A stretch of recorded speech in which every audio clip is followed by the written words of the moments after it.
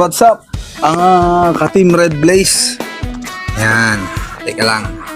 Natapos na po ang exam ng ating mga Warriors. At thank you Lord. At ang gaganda ng ginalaw nila. Mukhang nagka-game conditioning natin. Magaling ang tsamba mo, malakas. Kaya lang may sumabit. Natalo yung naglangoy sa buhanginan. Nung palang araw na yun, duda na ako kasi kinabukasan, laban na yun. Dapat hindi siya nagganon. Stress ang inabot nun nung gabi. Sobrang dami niyang buhangin sa katawan. Pero ang maganda doon, maraming nasayahan sa performance ng mga manok natin. Talagang binigay nila lahat ng kaya nila na ibigay. Gunggong!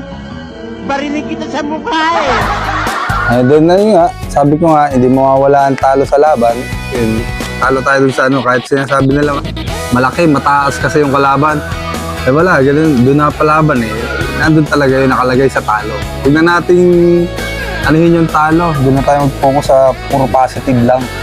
Anyways, may kwento lang ako ngayon. Kasi ngayon, nung nakaraan lang ako lumaban ng akin lahat. Gastos, pamusta, etc. Lahat. Basta yung natural naman lalaban.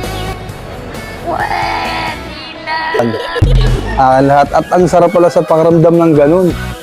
Alam mo, wala kang iniisip na ibang tao kung kahit matalo ka kasi syempre, pag nagpapapinance ako, kinakabahan ako.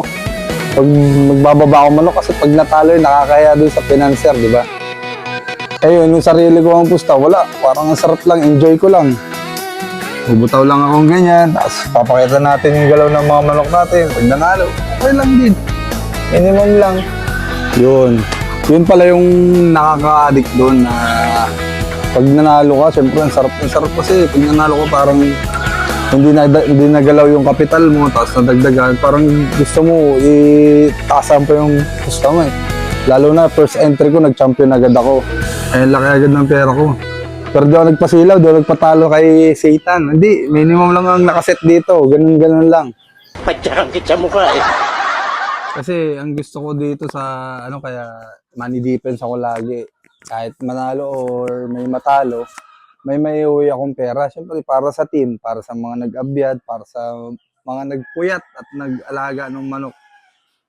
Pagkatapos ng laban, para lahat meron manalo, matalo, meron tayong pagse-celebratean. Abay, dapat lang, ha? Yun. Kaya ako kinakabahan sa pag nagpa-finance ako kasi siyempre, isa na din yung nagtiwala sa akin yung tao. Although kahit na alam naman natin may talo talaga dyan.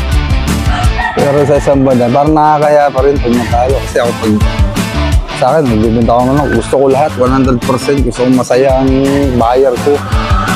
Yung lahat ng lahat gusto ibigay. Basta tama yung presyo. Pag naman buraot guys, alam mo naman, bigyan ka to ng maganda. Garapal ka rin, ha? About sa financer, pinanonood sa atin sa taas, natuloy ako. Huwag kang kabahan! So yun, hindi naman mawawala yung talo dun, pero at least nag-perform yung manok mo.